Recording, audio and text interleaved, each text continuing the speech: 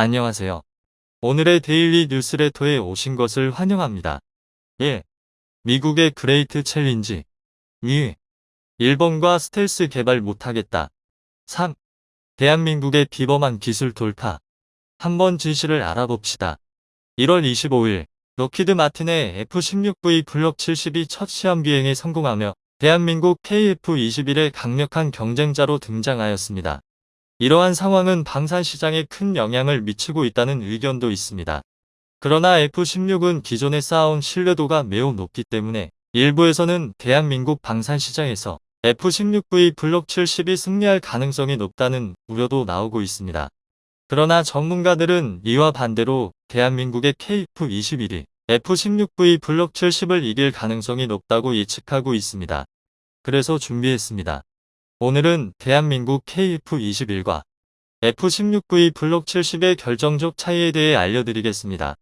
F-16이 4.5세대기인 F-16V 블록 70으로 부활하여 다시 한번 정상을 노리고 있습니다. F-16은 1978년에 처음 실전 배치되어 50년 가까이 4,600대 이상 팔린 베스트셀러이자 역사적으로도 가장 성공적인 4세대 전투기로 손꼽히는데요. 록히드 마틴은 F-16V가 이런 역사를 이어 2060년까지 활약이 가능하다고 얘기할 정도입니다. 이게 절대 과장이 아닌 게 4.5세대기에 시큰둥했던 미 공군마저도 노후화되어가는 F-16을 대체하기 위한 미들급 전투기 도입 사업을 고려하고 있는데요.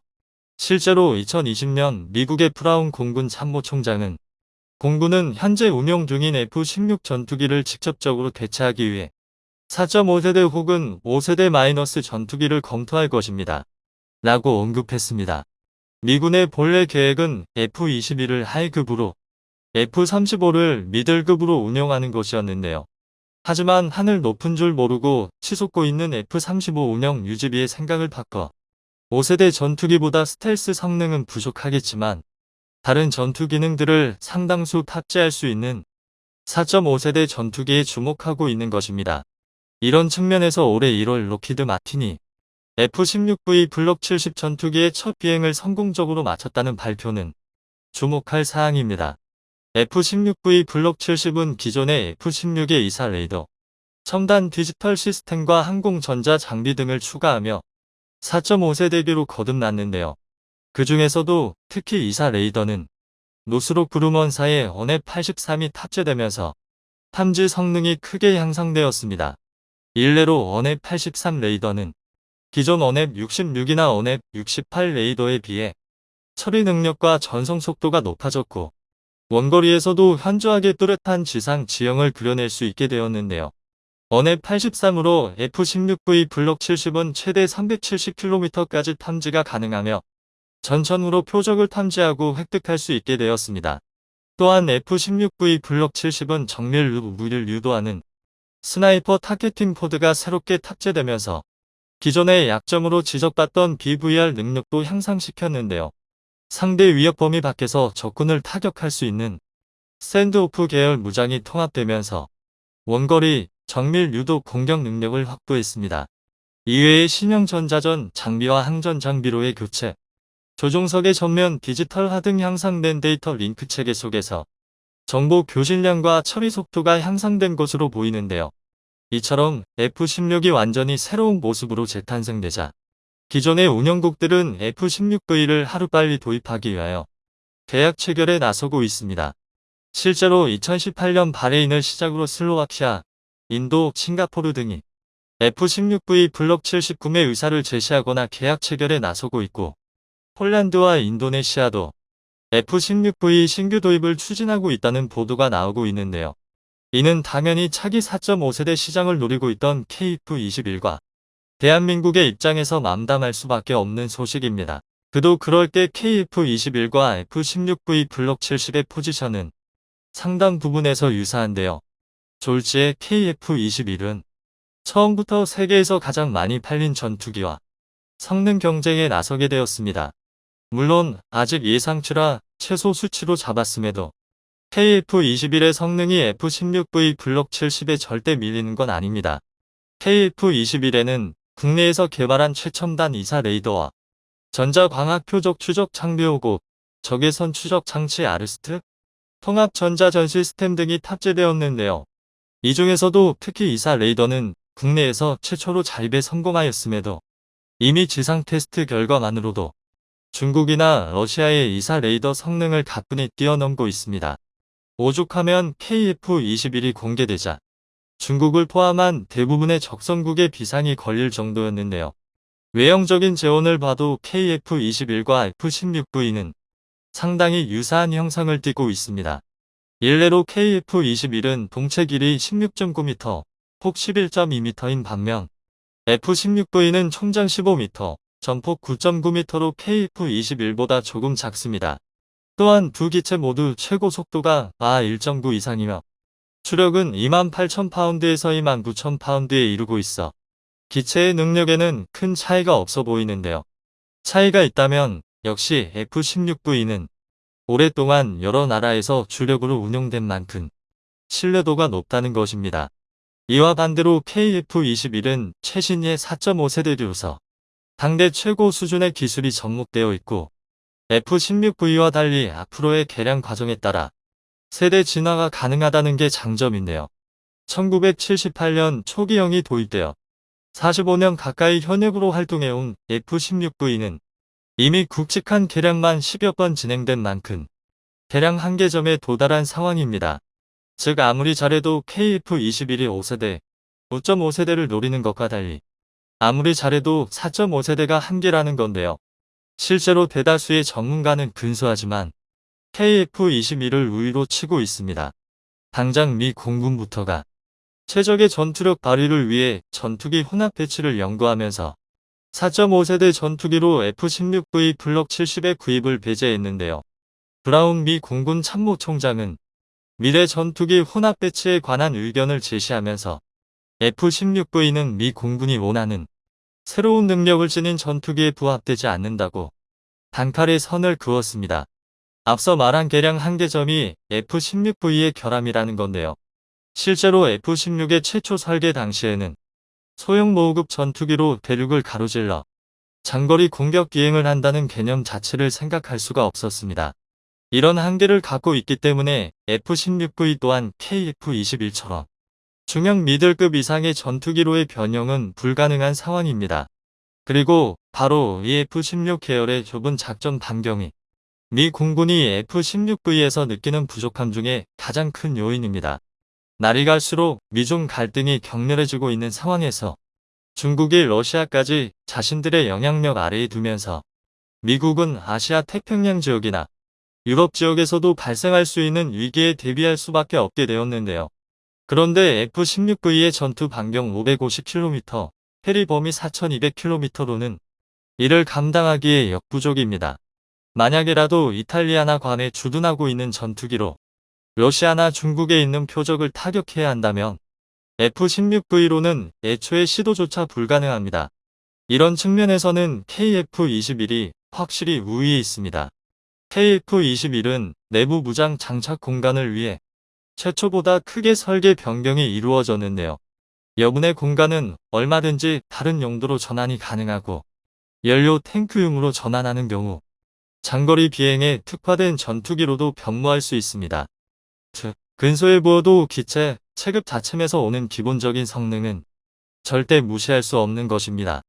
이처럼 KF-21은 4세대 4.5세대기의 상징과도 같은 F-16V와의 정면 대결에서도 우위를 선점하고 있는데요. 그래도 문제가 있다면 역시 자신감일 것입니다. 방산 시장에서 미국의 입지는 무시할 수 없고 성능을 떠난 외부적 요인에서는 아쉽지만 F-16V가 앞서고 있는데요.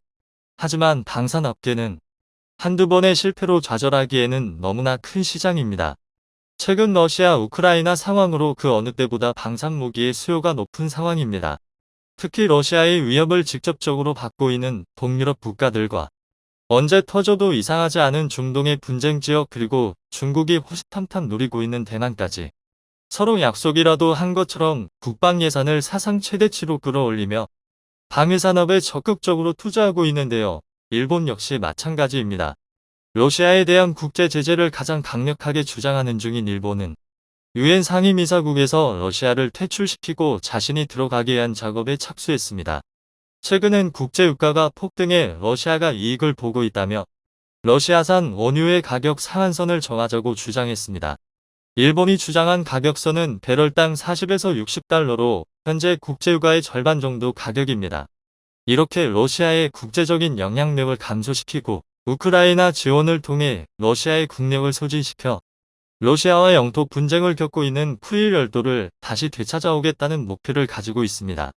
일본은 이런 목적을 가지고 군사 대국화를 천명하며 국방 예산을 2배가량 증가시키는 것을 논의 중입니다. 일본의 집권당인 자민당에선 우크라이나 상황을 빌미로 삼아 그동안 GDP의 1%로 설정되어 있던 국방비를 2%로 올리자는 방안을 정부에 제안했습니다. 단순 계산으로 1년 만에 2배가 오르는 것입니다. 일본은 이렇게 높아진 국방비를 통해 세계에서 가장 앞서 나간 6세대 스텔스 전투기를 만들기 위한 계획을 하고 있습니다. 지난 5월 영국에서 열린 G7 정상회담에서 일본은 영국과 공동으로 6세대 스텔스 전투기 연구개발에 합의했고 이를 위한 예산까지 특별 편성한 것으로 알려졌습니다. 하지만 최강의 스텔스 전투기라고 알려진 F-22 랩터마저 5세대 스텔스인 마당에 일본이 6세대 전투기를 상용화하기란 사실상 불가능하다는 의견이 나오고 있습니다. 이 배경엔 기술력을 자랑하던 일본의 핵심 제조업체가 수십 년 동안 성능 조작과 불량 제품을 납품한 사실이 드러났고 일본의 계획대로 가다간 개발비와 생산 단가가 조 단위로 높아져 총리가 바뀐 영국에선 일본의 기술력과 가격을 문제 삼으며 일본과의 전투기 프로젝트를 전면 취소할 것으로 보이는 상황입니다. 여기에 마음이 급해진 일본은 미국을 찾았지만 별다른 소득을 거두지 못한 것으로 알려졌습니다. 이렇게 일본의 전투기 사업이 공중분해되어버린 상황에 한국의 차세대 스텔스 전투기 KF-21 사업은 대형 호재를 맞이한 상황입니다. 요동치고 있는 국제정세와 함께 관련 소식을 자세히 알아보겠습니다. 최근 아베 총리가 세상을 떠나며 많은 일본 국민들은 아베가 살아생전 추진해왔던 정책들을 더욱 지지하고 있는 상황입니다. 대표적으로 일본의 적기지 공격 능력을 확보하고 최첨단 무기들을 자체 생산하여 해외 방위 산업에 의존하지 않는다는 계획입니다. 하지만 일본의 이런 정책엔 큰 걸림돌이 있었습니다. 1967년 일본은 무기 수출 3원칙을 제정하며 사실상 무기 수출을 전면 금지해왔습니다. 그러나 아베가 집권하던 2014년 당시 무기 수출을 금지하던 조항을 폐지하고 방위 장비로 이름만 바꿔 무기 수출을 장려하고 있습니다. 기존에 일본이 생산하던 무기는 수출 물량이 없고 100% 내수용으로 생산되었기에 한 대당 단가가 매우 비싸다는 평가를 받고 있습니다. 성능이라도 뛰어나면 비싸도 괜찮겠지만 대표적으로 일본이 자체 제작한 F-2 전투기는 미국 F-16의 기술을 이용해 제작한 복제기 형식으로 성능도 4세대 전투기 수준입니다. 하지만 가격은 세계 최강이었는데요. 미국의 5세대 스텔스 전투기 F-22의 가격과 맞먹는 터무니없는 가격을 자랑합니다. 배치 당시 가격은 F-22가 1,800억 원가량이었으며 일본의 F-2는 1,600억 원으로 사실상 별 차이가 없었습니다. 유지보수 비용을 합하면 F-22는 한 대당 4,300억 원, 일본의 F-2는 한 대당 4,000억 원으로 매우 비쌉니다. 일본이 베껴서 만든 F-16의 개량형 버전인 바이퍼가 대당 1,400억 원인 것을 감안하면 일본은 더 비싸고 성능도 안 좋은 기체를 만든 것입니다. 물론 이런 문제를 해결하기 위한 방법은 수출입니다. 생산량을 증가시켜 수출을 많이 한다면 한 대당 가격이 현실적인 수준으로 낮아진다는 것입니다. 한국의 KF-21 역시 가격 경쟁력을 확보하기 위해 수출을 적극 추진하고 있는 것도 비슷한 이유입니다. 하지만 일본의 항공 방위산업 업체들은 2000년대 초반 F-2 프로젝트가 조기 종료되면서 수출까지 막힌 상황이라 항공기 연구개발 비용과 유지관리 비용을 감당할 수 없어 상당히 많은 업체들이 문을 닫았습니다. 일본의 방위산업체 고마스는 얼마 전 환경 기준에 맞춘 엔진 개발의 천문학적인 비용을 감당할 수 없다며 개발 포기를 선언했습니다. 자체적인 전투기를 만드는 시도는 좋았지만 수출을 하지 못해 단가가 올라갔고 높아진 단가는 프로젝트를 조기 종료시켜 일본의 방위산업의 명맥이 끊어진 상황입니다. 이런 상황을 해결하기 위해 일본은 영국과 손을 잡기로 합니다. 지난 5월 영국에서 열린 G7 정상회담에서 일본과 영국은 6세대 전투기를 공동으로 개발하기 위한 방안에 합의했다며 일본의 현지 언론들이 일제히 보도했습니다. 일본 방위성은 2035년부터 순차적으로 퇴역하는 F-2 전투기를 대체할 만한 차기 전투기를 개발할 계획이라고 밝히며 세계 최고의 스텔스 성능이 포함된 6세대 전투기가 될 것이라고 밝혔습니다. 이번 협력엔 영국의 보리스 존슨 총리가 승인하고 주도적으로 개발을 요청했다고 알려졌으며 기체 연구개발과 양산에는 일본의 미쓰비시 중공업과 영국의 배시스템이 주도하고 엔진 개발은 일본의 IHI와 영국의 롤스로이스가 협력할 것이라는 보도가 나왔습니다. 이렇게 전투기를 공동으로 개발하면 상당히 기대되는 효과가 있습니다. 기존에 일본에서만 사용했던 기체를 영국은 물론 유럽에 수출할 가능성이 커지면서 한 대당 단가와 유지관리 비용이 내려가 기대 수익이 높아진다는 것입니다. 하지만 영국 내부에선 전투기 개발엔 돈이 많이 들어간다며 일본과 협력하는 것을 반대해왔습니다. 그런데 영국의 보리스 존슨 총리가 일본과의 전투기 연구 개발을 밀어붙였고 관련 예산도 배정하기 직전까지 가는 등 프로젝트는 빠르게 추진되는 것처럼 보였습니다. 하지만 한순간에 모든 것이 무너졌습니다. 7월 현재 보리스 존슨 영국 총리가 여러 가지 정치적인 실수로 총리 자리에서 내려오게 되면서 주도적으로 추진해왔던 프로젝트가 완전히 침몰하게 될 상황에 놓인 것인데요. 여기엔 일본의 대표적인 철강업체인 일본제강이 24년 동안 원자력 발전소를 비롯한 인프라 시설에 불량 제품을 납품했다는 사실이 드러났습니다. 아사히 신문은 일본제강 측이 검사 데이터를 거짓으로 기재해 1998년부터 최소 24년 동안 기준 미달의 철강 제품을 판매해왔다는 사실을 보도했습니다. 전문가들은 일본제강의 데이터 조작에 우려되는 부분은 원전과 같은 산업시설도 문제지만 군사정비와 시설에도 있다고 분석했습니다. 일본산 철강제는 전투기와 탱크 등 첨단 제품에도 사용되었고 기준치에 미달한다면 첨단 무기들이 설계 수명이나 한계 수명을 버티지 못하고 그 전에 고장나거나 불량을 일으킨다고 지적한 것입니다. 여기에 일본과 협력하기로 합의한 영국에서 생산과 제조를 맡은 일본 측을 신뢰할 수 없다며 전투기 프로젝트가 완전히 뒤집힐 위기에 놓였습니다. 영국의 존슨 총리가 실각하는 것은 물론이고 예산 관련 문제도 전투기 프로젝트의 발목을 잡고 있습니다. 존슨 총리가 이미 실각해 힘을 잃어버린 상황에 일본과의 전투기 협력을 반대한 영국 의회가 수십조 원에 달하는 비용을 허가하는 것은 사실상 불가능한 일로 보여지고 있습니다. 영국은 현재 자체적인 방위 장비도 많이 있지만 전투기와 같이 천문학적인 투자금이 발생하는 부분에선 미국에게 많은 의존을 하고 있습니다. 대표적으로 F-35 전투기가 있는데요. 미국은 F-35를 비싸게 팔고 있지만 성능은 확실하며 아직 러시아나 중국 등 적성국들에겐 F-35에 대항할 만한 장비가 없는 현실입니다. 무엇보다 한국을 비롯한 전 세계 수많은 동맹국들에게 판매되어 한 대당 도입 단가가 1천억 원 수준으로 굉장히 낮아져 전투기에도 규모의 경제가 작용하고 있는 상황에 굳이 폐쇄적인 연구개발 문화를 가지고 있으며 해외 수출 경험도 전무한 일본의 전투기를 공동 개발할 이유가 전혀 없다는 분석입니다. 영국은 일본과 협력해 개발한 전투기들은 수출 면에서도 마이너스가 될 것이라고 보고 있습니다. 일본은 몇 년 전까지 군사무기가 수출이 불가능해 상당수 실내 전자장비나 시스템 언어는 일본 자국군이 사용하기 편리하도록 맞춰져 있었습니다. 해외 수출을 하지 않고 본인들만 쓰는 군사장비라면 괜찮지만 일본 현지에 특화된 제품을 수출하는 것은 또 다른 얘기입니다. 서방권 표준 무기에 익숙해진 유럽 시장에 일본산 군사무기를 수출하기란 매우 어려울 것으로 보입니다. 일본과 영국의 합작 프로젝트가 넘어지면서 한국 군사무기의 경쟁자가 사라진 상황입니다.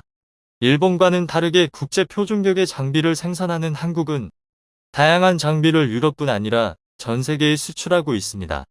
폴란드, 핀란드, 노르웨이, 에스토니아 등 유럽 현지에선 K9 자주포를 도입하였고 인도네시아, 이라크, 필리핀, 태국은 한국산 T-50 계열 훈련기와 여기서 파생된 FA-50 경공격기를 도입했습니다.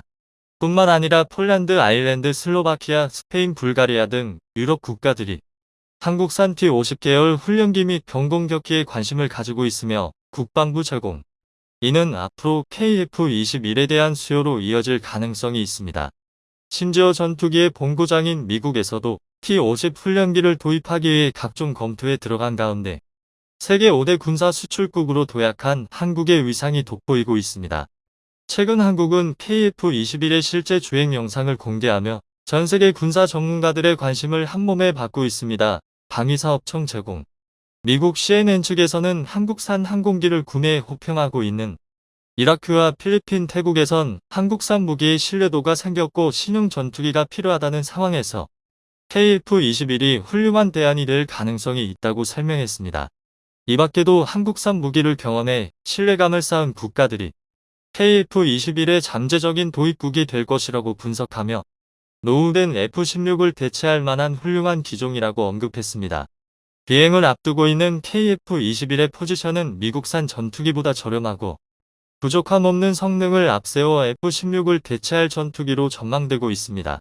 F-35의 최첨단 성능 때문에 미국의 최후방국이 아니면 구매하지 못하는 상황에 KF-21은 훌륭한 대안이 될 것이라는 분석이 나오고 있습니다. 국방력은 보유만으로 전쟁을 억제하기 때문에 일단 과하다 할 만큼 충분히 보유해야 합니다. 전략적이고 효율적으로 세대 교체가 진행되었으면 좋겠습니다. 우크라 전쟁 여파로 방산 수출 특수를 누리고 있지만 현명한 알디로 다음 세대까지 평화가 이어졌으면 좋겠습니다. 이번에는 한국이 다른 나라에서는 생각하지 못하는 것으로 초대박을 터뜨릴 것 같습니다. 이로 인해 폴란드 기갑부대가 크게 요동칠 것 같은데요. 폴란드를 공격할 수 있다는 위기감이 다시 고조됐습니다. 이에 따라 국경에서 대기하던 폴란드 기갑부대의 움직임이 심상치 않습니다. 인접한 벨라루스와 러시아의 월경지 칼리닌그라드 인근에서 폴란드 기갑부대의 움직임이 꾸준히 관측되고 있는데요. 이 때문에 폴란드가 나토를 설득해 러시아를 공격하면서 일촉즉발의 상황도 연출됐는데요. 하지만 이 사건은 미국이 중재에 나서면서 빠르게 진화됐습니다. 하지만 그럼에도 불구하고 폴란드의 걱정은 전혀 사그라들지 않습니다. 사실 폴란드군에게 충분한 전차가 없기 때문인데요. 러시아에 맞서는 우크라이나를 지원하기 위해 폴란드판 T-72인 PT-91 트바르디를 비롯한 수백여 대의 전차가 우크라이나로 넘어갔고 이에 대한 반대급부로 기갑부대가 사용할 전차가 턱없이 부족합니다. 그래서 폴란드는 이 전차 부족을 해결하기 위해 한국에게 무려 1000대의 전차를 주문했습니다. 그러나 한국이 올해에만 10여 대의 K 전차를 넘기고 성실히 약속을 이행하고 있음에도 아무리 빨라봐야 내년은 돼야 기가 몇 안 분량의 전차가 폴란드에 넘어갑니다. 여기에 더해 훈련과 배치 등 여러 소요를 생각하면 폴란드 기갑부대가 공격이 가능한 강력한 부대로 재탄생하는 데는 아무리 빨라봐야 3에서 5년이 소요될 수밖에 없습니다. 따라서 폴란드가 러시아를 공격해 3차 세계대전이 일어날 걱정은 그다지 하지 않으셔도 좋습니다. 하지만 그렇다고 아무런 걱정도 없다는 건 아닙니다. 우리 대한민국이 반드시 따져봐야 할 심각한 문제가 있는데요. 바로 차기 전차의 구체적인 스펙을 확정하는 겁니다. 이게 무슨 말이냐면 현재 대한민국 기갑부대가 보유하고 있는 전차들로는 현대전과 다가올 미래전에서 완벽히 적을 막아내기 어렵습니다. 언덕도 못 오르는 태급 전차인 M48 패트는 둘째치고 최초의 국산 전차 K1만 하더라도 당장은 개량을 통해 어떻게든 써먹을 수 있지만 10년만 지나면 더 이상 주력으로 써먹기 어려워지기 때문입니다. 따라서 이번 우크라이나 전쟁에서 얻을 수 있는 여러 기술이 적용된 첨단 전차의 설계와 개발이 매우 시급한데요. 하지만 일반적인 관점으로 보면 차기 전차에 대체 뭐가 달려야 할지 알기 어렵습니다. 그래서 준비했습니다. 오늘은 한국의 차세대 전차가 갖춰야 할 구체적인 스펙을 상세하게 알려드리겠습니다. 이번 우크라이나 전쟁에서 군사 전문가들은 한 가지 사실을 아주 뼈저리게 깨달았습니다. 바로 모든 무기를 압도하는 맞는 무기는 절대 존재하지 않는다는 겁니다. 예컨대 우크라이나 전쟁 초기에는 제블린 만능론과 전차 무용론이 돌았습니다. 그러나 러시아는 우크라이나의 게릴라들을 무시하고 대규모 기갑부대를 수도 코앞까지 진격시켜 우크라이나를 위협했습니다. 그러자 바이락타르 TV 드론을 중심으로 드론 만능론이 퍼졌습니다. 우크라이나가 드론으로 전차와 장갑차를 폭죽처럼 터뜨리는 것을 보니 드론이 최고인 것 같다는 겁니다. 하지만 이 역시 러시아군이 방공부대를 전진 배치하고 막강한 포병을 이용한 화력전을 시작하면서 신기루처럼 사라졌습니다. 그리고 그 빈자리를 대신해 포병이 전과를 올리자 역시 포병이 전쟁의 신이라면서 포병 만능론이 고개를 들었습니다. 그래서 미국이 지원한 M777 견인포와 유럽 각국이 지원한 아즈크라프, 세자르, PZH-2000 등 각종 포들로 세간의 시선이 쏠렸습니다. 그런데 이조차도 그리 오래가지 못했습니다. 우크라이나에 하이마스가 공급되면서 탄약고가 날아간 러시아 포병의 전력이 급격히 약화됐고 우크라이나 역시 자국산 탄약을 전부 사용하고 서방의 지원에 의존하면서 포병 화력이 크게 줄었기 때문입니다. 이에 따라 한동안 전선이 소강 상태에 접어들면서 전쟁이 과거 1차 세계대전과 같은 초장기 소모전이 된다는 관측이 쏟아졌습니다. 그런데 이 관측도 얼마 가지 못했습니다. 9월 초 우크라이나군이 9,000명의 기갑부대가 주도하는 대규모 기갑부대로 하르키우주의 점령지를 불과 열흘 만에 탈환하는 엄청난 성과를 거뒀습니다. 미국의 첨단 자산의 지원을 받았지만 작전 방식 자체는 2차 세계대전과 냉전을 거치면서 정립된 전형적인 기갑 돌파였는데요. 이렇게 기갑이 다시 가치를 증명하자 이번에는 역시 기갑이 최고다라고 말하기 시작했습니다.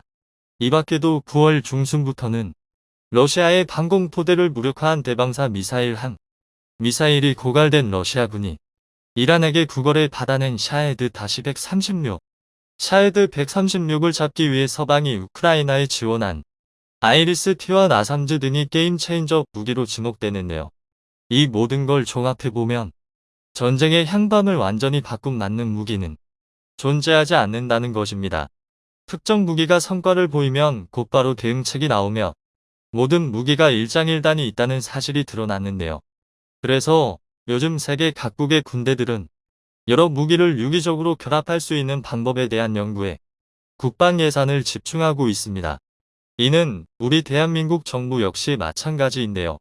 다만 우리 군에서는 조금 더 구체적인 연구가 진행 중입니다. 차분히 미래전에 맞춰 군대를 육성할 수 있는 타국과 달리 북한, 중국 등 적성국에 즉각 대응할 수 있는 전력을 유지하면서 미래 전력도 개발해야 하는 우리나라의 상황을 고려할 때 여러 단계에 걸쳐 아주 세심하고 철저한 계획이 요구되기 때문입니다.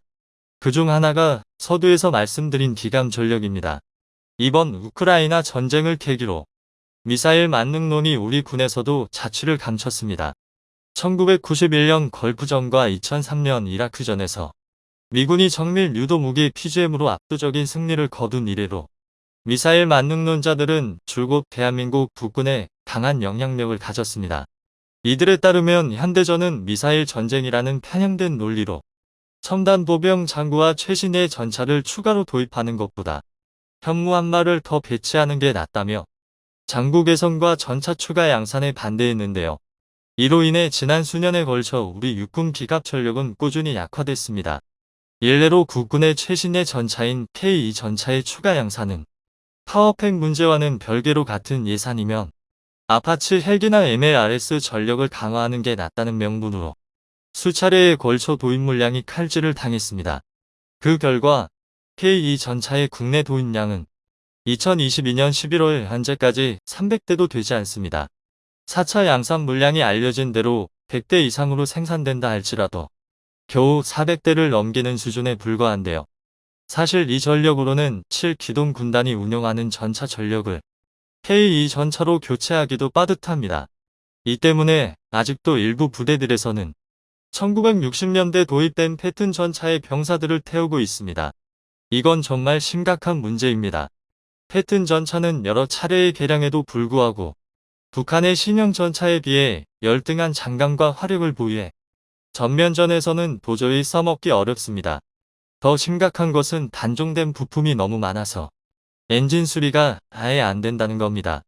그래서 수 킬로미터를 갈 때마다 전차가 멈춰서고 자그마한 언덕조차 제대로 넘지 못하는데요. 이 정도면 사실 이건 전차로 쓰기에는 무리가 있습니다. 군 내부에서도 이런 폐급은 고정식 포대로도 써먹기 어렵다는 부정적인 의견이 많습니다. 이 때문인지 과학화 훈련단에서는 훈련용으로 사용되던 패튼 전차 중 상당수가 불곰 사업으로 도입된 러시아의 T-80U로 교체됐습니다. 그래서 우리 군에서도 그간 무시받던 기관 전력의 부흥을 위해 야심찬 프로젝트를 시작했습니다. 바로 차기 전차 K3의 개발인데요. 현재 군에서는 여러 기술자와 기관 장교들이 미래전에서 제대로 싸울 수 있는 최강의 전차를 설계하기 시작했습니다.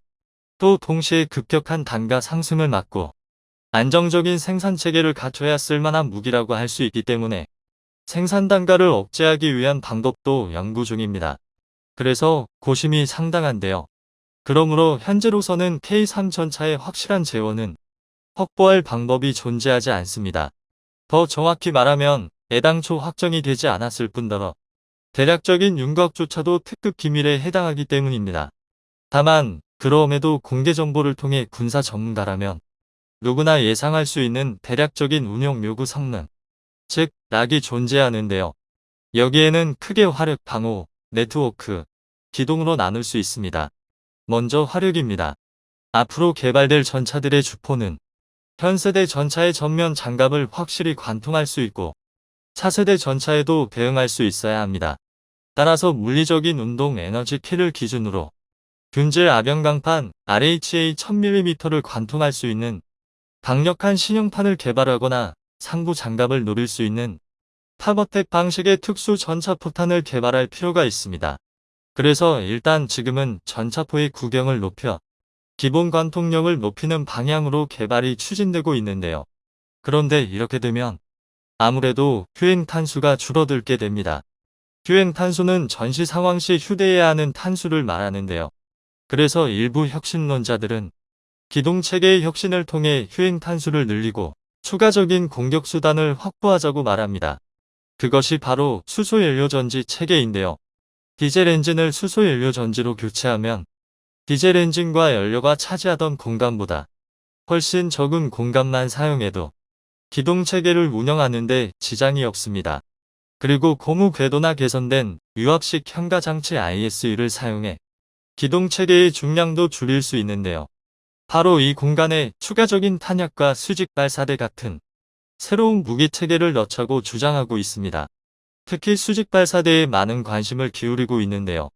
여기에는 제블린이나 현군 같은 3세대 IR 추적 대전차 미사일을 대체할 차세대 대전차 미사일을 탑재해 전차포로 공격이 어려운 사각지대의 적을 제거하자는 겁니다. 또 능동방어 체계의 치명적인 단점인 요격탄 부족도 해소할 수 있다는데요. 비교적 멀리서 날아오는 대전차 미사일은 수직 발사관에 요격 미사일을 탑재해 대응하면 취약한 전차 외부의 요격탄을 덕지덕지 붙이지 않아도 된다는 것입니다. 이렇게 되면 전차 외부의 여유 공간에는 적을 탐지할 고성능 열산과 이사 레이더, 적의 열추적 미사일을 교란하는 더크 등 각종 탐지 센서와 다역력 연막탄 등 소프트킬 체계를 더해 전차의 다층 방어를 구현하는 게 가능해집니다. 이 정도 스펙이면 방어력이 정말 어마무시할 것 같은데요. 그런데 이게 끝이 아닙니다. 이처럼 다양한 센서를 장비해 탐지 능력이 강해진 전차에 다수의 카메라를 달면 증강현실 AR과 가상현실 VR을 결합한 혼합현실의 병사에게 제공할 수 있게 됩니다. 그러면 병사들은 이 혼합현실을 통해 비좁은 전차 안에서 자유롭게 밖을 보며 마치 야외에서 싸우는 것처럼 탁 트인 시야로 전투를 할 수 있게 됩니다. 그런데 이 기능이 상당히 중요합니다. 바로 전차의 생존성을 크게 올리기 때문입니다. 그리고 KF-21 보람에 쓰려고 개발한 저피탐 안테나, 병사에게 지급된 네트워크 장비와 연동이 가능한 개선된 전장관리 체계가 적용되면 모든 전차가 서로의 위치와 남은 탄약, 부대원의 상태를 파악할 수 있는 완벽히 네트워크화된 무적의 전차 군단을 만들 수 있습니다. 이 내용들을 처음 접하시는 분들은 이게 너무 허황된 거 아닌가라고 생각할 수 있는데요. 그런데 그렇지 않습니다. 앞에서 언급해드린 대부분의 기술들은 이미 한국이 확보했거나 개발 막바지에 있기 때문입니다. 그 예로 수소연료 전지는 이미 K808 장갑차에 적용해 테스트가 한창이며 개선된 ISU와 고무 궤도, 이사 레이더, 저피탐 안테나 등 이야기 속의 모든 기술은 이미 현실에 구현된 기술들입니다. 그러니까 차세대 전차의 성공 여부는 새로운 기술 개발이 아니라 이미 존재하는 기술을 어떻게 잘 통합해 성능과 가격을 얼마나 만족하느냐에 따라 성공 여부가 달렸다고 보시면 되는데요. 우리 개발진의 현명한 판단을 통해 영상이 도움이 되셨다면 구독과 좋아요 부탁드리며 오늘도 감사합니다. 최고로 멋진 하루 보내시길 바랄게요.